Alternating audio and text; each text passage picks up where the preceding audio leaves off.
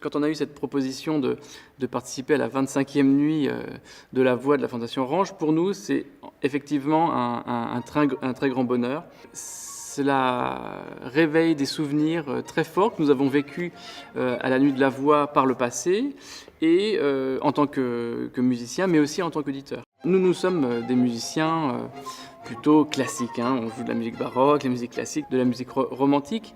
Et l'idée de cette soirée, avec André Manoukian, qui va être un peu le grand Manitou de cette soirée, et l'orchestrateur, c'est de faire des ponts entre les différents styles vocaux.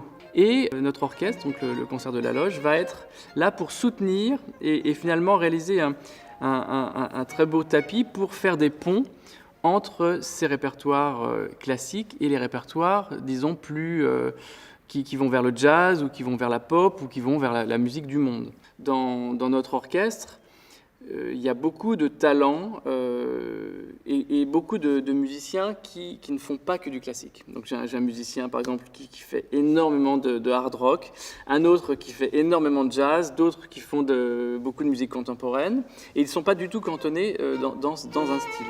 Et donc ça va donner un autre visage aussi des musiciens classiques, parce que je pense que finalement, très peu de musiciens sont uniquement dans un genre. Il y a une véritable volonté de découvrir, et je pense que le projet d'André Manoukian les a beaucoup séduits.